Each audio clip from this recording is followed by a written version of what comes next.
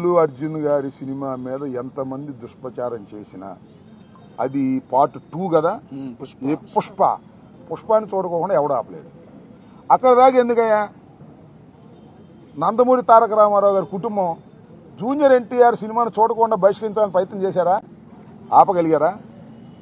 అట్లాగే ఇప్పుడు ఆయన పేరు అల్లు అర్జున్ గారి సినిమాని ఆపాలని ప్రయత్నం చేస్తే ప్రజలు చూడరు. బాగున్న సినిమా ఏదైనా చూస్తారు.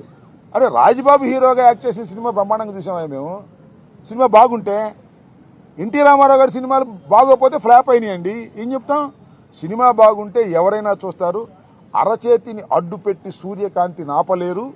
అదేవిధంగా ఇలాంటి ఎదవపోకళ్ళు పోయి సినిమాని ఆపలేరు అని మరొకసారి నిరూపించేటటువంటి కార్యక్రమం వస్తుంది.